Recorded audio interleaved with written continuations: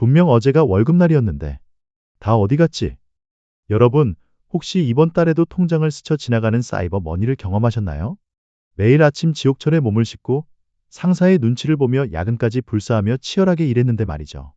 우리는 정말 열심히 삽니다. 승진을 위해 자격증을 따고 더 높은 연봉을 받기 위해 이직을 준비합니다.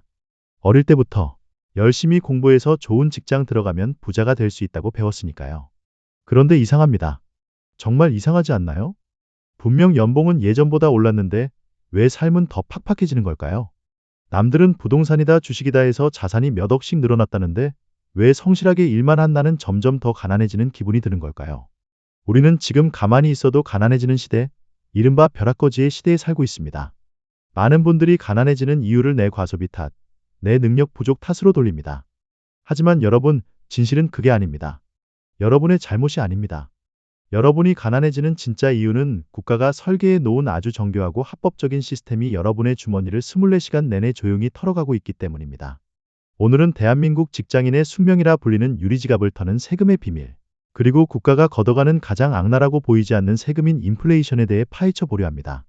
오늘 이 영상을 끝까지 보신다면 단순히 화가 나는 것을 넘어 이 거대한 착취 구조 속에서 내 소중한 월급을 지키는 진짜 방법을 알게 되실 겁니다.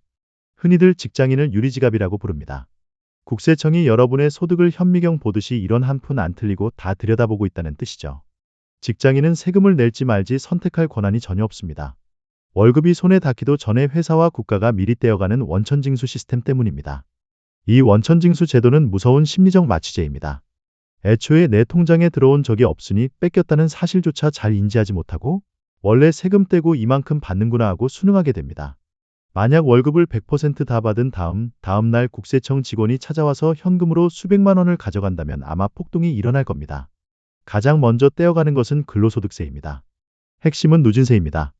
소득이 높을수록 세율이 계단식으로 가파르게 올라갑니다.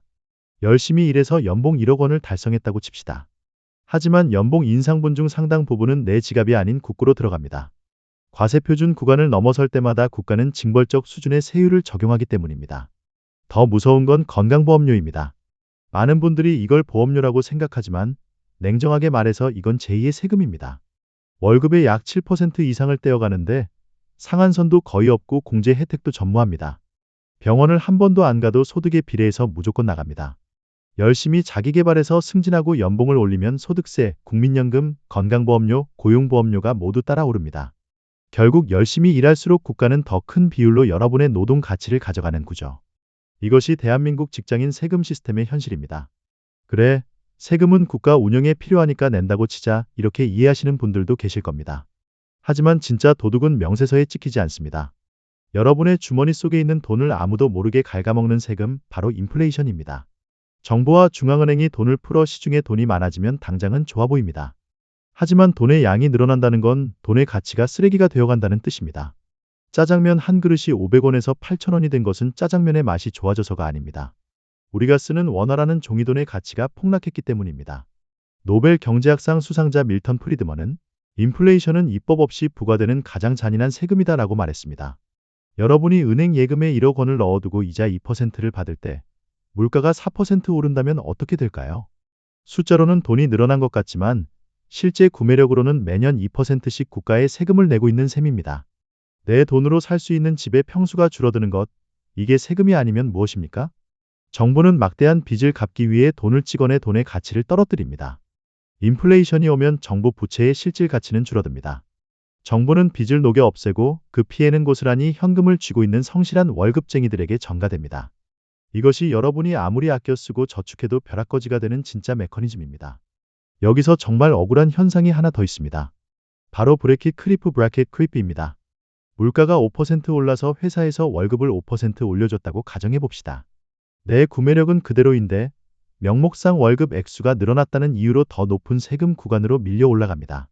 실질적인 살림살이는 나아진 게 없는데 국가는 너 돈 더 벌었네? 세금 더 내려면 더 많은 비율을 뜯어갑니다. 이것이 바로 정부가 인플레이션을 은근히 반기는 이유입니다. 가만히 있어도 세수가 늘어나니까요. 게다가 돈을 쓸 때도 세금은 따라 붙습니다. 밥 먹을 때 부가세 10%, 차 굴릴 때 유류세, 술 마실 때 주세. 우리는 숨 쉬는 것 빼고는 거의 모든 활동에서 2중, 3중으로 세금을 내고 있습니다. 결국 우리는 소득세와 건보료라는 보이는 세금과 인플레이션이라는 보이지 않는 세금 사이에서 샌드위치처럼 짓눌려 있는 형국입니다. 자, 화가 나고 답답하신가요? 하지만 분노만 한다고 시스템은 바뀌지 않습니다. 이 거대한 시스템 안에서 내 피 같은 돈을 지키기 위해 우리는 이제 각자 도생의 길을 찾아야 합니다. 첫째, 절세는 필수 생존 기술입니다.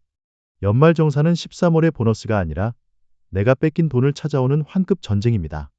ISA, IRP, 연금저축 등 국가가 허락한 합법적 탈세 주머니를 적극 활용하십시오. 세금을 100만 원 줄이는 것은 연봉을 200만 원 올리는 것보다 훨씬 쉽고 확실한 수익입니다. 세법을 모르는 자는 자본주의의 먹잇감이 될 뿐입니다.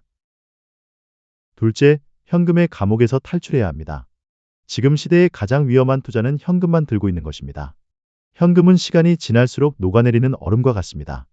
인플레이션을 방어할 수 있는 자산으로 여러분의 노동소득을 끊임없이 환전해야 합니다. 그것이 우량 주식이든 부동산이든 달러나 금이든 핵심은 가치가 보존되는 자산이어야 한다는 겁니다. 노동소득만으로는 절대 자본소득의 증가 속도를 이길 수 없습니다. 우리는 노동자인 동시에 투자자가 되어야 합니다. 셋째, 금융 문맹에서 벗어나야 합니다. 학교에서는 절대 돈 버는 법을 가르쳐주지 않습니다.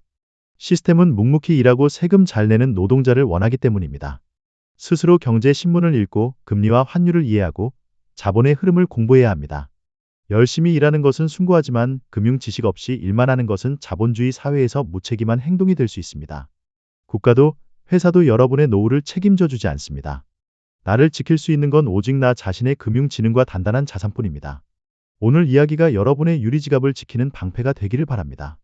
여러분의 피땀 어린 노력이 인플레이션 파도에 휩쓸려 사라지지 않도록 이제는 지키고 불리는 공부를 시작해 보시는 건 어떨까요?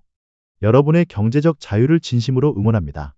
오늘 내용이 도움이 되셨다면 구독과 좋아요 부탁드립니다. 감사합니다.